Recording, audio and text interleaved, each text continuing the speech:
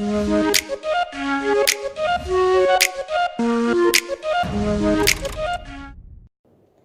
people, welcome to our channel. I'm Gaichu Elizabeth Danila and I'm Seko Alovi. okay, it's still learning the law. Well, we have something interesting for you today. A lot of people know of this right, freedom of speech. So this right gives you the freedom to say anything you want to say. So you can easily express yourself. But since one right enables people to say anything they want to say, another right also limits them. So we've been hearing a lot of cases being dragged to court about politicians sending their other partners to court on grounds of defamation. So today we are going to talk about defamation. Yeah.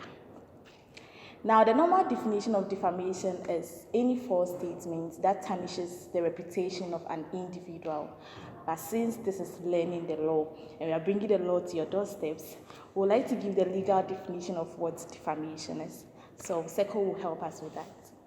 Okay, so the legal definition of defamation is a statement which injures another person by exposing him to hatred or contempt or ridicule, or which tends to lower him in the self-esteem or in the esteem of right-thinking members of the society. Yes. So basically, that's the legal definition of what defamation is. I already told you the normal definition of it. So any false statement that tarnishes the reputation or image of an individual. Now, there are two types of defamation. We have slander and Libel. okay. So with libel. So libel has to do with defamation in a permanent form. So it is normally found in podcasts, in writing, in printed forms. Yes, something that is tangible and something that can last a long time. Yeah. Can you give them some examples of? Yeah, so it can be like a newspaper publication, or it could be in a book, it could be found in a movie, a TV show, anything that is tangible enough that could be kept for a long period of time. Okay. Yeah. Now the second type of defamation is slander. Now with slander, they are non-permanent form of defamatory. They are normally spoken by word of mouth. So for instance, if I go about telling people that Seko is a commercial sex worker, which is untrue, then I'm defaming her, and that will fall under slander. Do you get it? Okay. Now, libel is actionable per se, and Seko will give you the meaning of what actionable per se is. Okay, so with libel, since it's found in a tangible form, there is no need to prove any damages. Once someone has defamed someone in a permanent form, as in libel, as in writing or a podcast, it can be said that libel at that instance has been proved or has been actioned. Okay. Now with slander, it's not actionable per se. And as Seko explained what actionable per se is, that is, there's no requirement to prove special damage. With slander, you have to prove special damage because the false statement spoken up against the individual, it's in non-permanent form. So you have to prove special damage. But there are circumstances where special damage is not required to be proved. Now we'll give you the circumstances and then we'll explain why these circumstances do not require the proof of special damages. Okay. Now the first circumstance is that the claimant had committed an offense punishable by imprisonment. So if you go about saying someone has committed an offense, which you know that the statement you are making can make the person go to prison, then the person does not have to prove any special damage before taking an action against you. So for instance, I go about saying Seko has committed suicide, like she has attempted suicide. And you know attempted suicide is also an offense, it's a criminal offense, and she can go to prison for that. So me saying Seko has committed or Seko attempted suicide, or Seko is a thief, she's anything that can make her go to prison. If you say that, then she doesn't have to prove any damage and she can take legal action against me. So we can look at the case of Chiku and Nkrumah. Well, this case was about two people who were having an argument and one person called the other a rascal thief. Now, the person who was called a rascal thief dragged the second person to court, and the court held that, well, the word rascal thief could be defamatory, but since they were arguing, the word was said in the heat of an argument, then that would not be defamatory. Now, in Ghana, when you call someone a thief, or you see an individual walking in, people start screaming that the person is a thief. Others try to either send the person to the police, or they try hurting the person just because they feel the person is dangerous to the society. So if you go about calling people names that can end that person in prison, then the person does not need to prove any special damage before taking legal actions against you. So with the second circumstance, that will be taken for you. Okay, so secondly, if the claimant is said to have been unfit, dishonest, or incompetent in relation to his trade, profession, or calling. So this is a sensitive area, because where someone goes around saying something against someone's professionality or against the job that they do, it can go a long way to affect their clientele as well. So if, for instance, someone is a trader or a broker or for an insurance company, and then you go around saying that that person is a liar, and the person, should I say, embezzles the monies that he takes from people for their insurance and uses it for his personal use, and that they will not be able to get their monies back, that alone causes injury to the person's profession in itself, or the person's calling. So anything that is said that will portray the person's dishonesty in his profession, or will cause harm to the person's calling, can be said to be something that does not need damages to be proved. It's slander that does not need damages to be proved, and it's actionable per se in that right. Okay. Now with the third exception, we said imputation of inchastity to a woman. Now when you look at the Slander of Women's Act 1891 in UK, it says that it's slander to impute unchastity to a woman, and it includes allegation of lesbianism. So if you go about saying this particular lady has committed adultery, or she's a lesbian, or she's engaging in prostitution, which you know is untrue. So with the third exception is imputation of inchastity to a woman. Now when you look at Slander of Women's Act 1891 in UK, it says that it's slander to impute unchastity to a woman, and it includes allegation of lesbianism. So if you go about saying Auntie Ya is a lesbian, or Auntie Ya has been engaging in prostitution, then actually you're trying, it's untrue, but you're just trying to tarnish her image. Well, when you do that, she can take legal actions against you without proving any special damages. So we have one last exception or circumstances that you do not have to prove any special damage. And finally, we'll be looking at the imputation that the claimant has contracted a contagious disease. Now, this is something that is quite taken for granted in our societies. People go around talking about people's health issues in a very some way manner. Yeah, so if someone goes around spreading news that someone has contracted, for instance, HIV or any disease that can be contagious, or any disease that can cause harm to the next person, then there is the issue that no special damages have to be proven. The person must not prove that he has been harmed as a result of what has been said about him, just for the fact that his image has been deranged or his image has been defamed by what has been said alone is enough proof.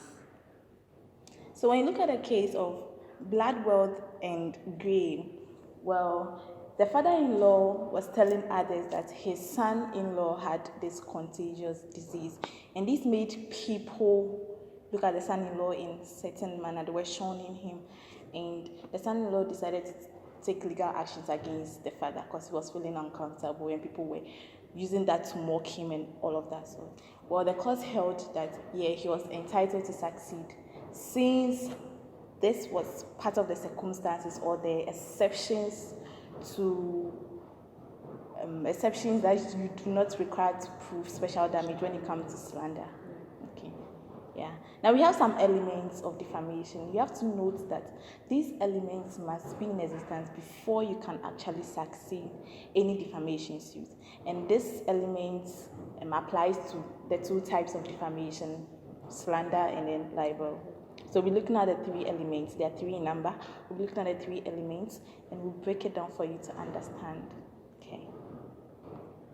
Now, the first element is statements must be defamatory. Before we started, we explained what defamatory is. We gave the normal definition and then the legal definition of what defamation is. So, any statement that someone is bringing to you should be defamatory. I mean, the statement should be false.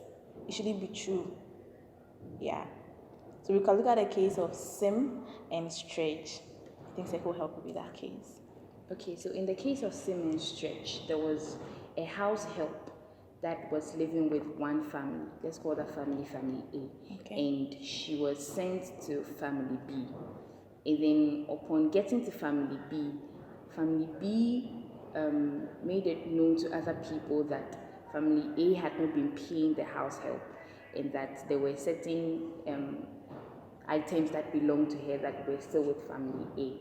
So the family A sued, saying that the statements that were being made about them were false, and that they had been paying their house help, and even the items that they had with that were for her could be easily brought to her, and that there was no need to go about spreading false rumors that they were not paying the house help and all that. And the main issue that was raised in this case was whether what was said by family B was defamatory. Family A was hurt by what family B said, but then for something to be actually defamatory, there must be two things. It must be untrue, and it must have caused a certain effect, or must have changed the right thinking of the society about that particular person. So the court looked at these two things and weighed if, first of all, it was an untrue statement, and secondly, if upon people hearing what had been said, it would have changed their perception about the people in a wrong way, in a derogatory way. Okay. Now we have another case back in this first element. Now we'll look at the case of Ben and Dean. Well, in this case, a group of people were playing games, and the games was illegal in a clubhouse. So they were engaging in illegal activities in relation to games. So one of them went to the police and then reported the case.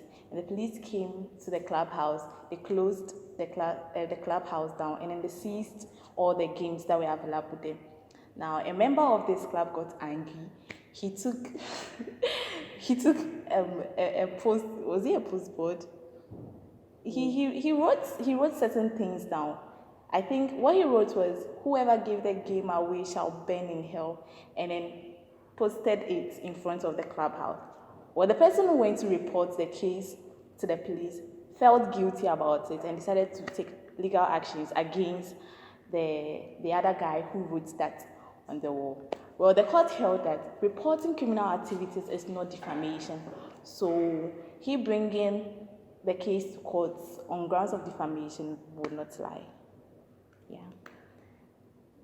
Now the second element is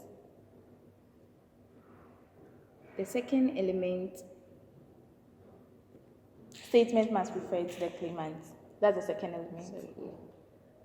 Okay. So the second element, a person cannot send a defamation or a defamatory case to court without being the person that is directly affected by that statement. So you cannot sue for someone when it comes to a case of defamation. The statement must have referred to you, the claimant. So it is you that is affected by what has been said or what has been printed, and you are the one that is supposed to send the case to court. Yeah. So, for instance, if Seko says a defamatory statement about me, the statement should be about me. It should directly affect me and not any third party. So you cannot sue for a mother or a brother or a sister or a friend. Yeah. Okay. Now the last element is there should be publication. And yeah, when we talk about publication, it doesn't mean the traditional way of publishing stuffs. Well, publication means the statement should be told to a third party. So, for instance, if I want to defame Seko, if I want to say false stuffs about her, I shouldn't just say it to her directly. I should go about telling people about it. That way, the statement has been published. Do you get it?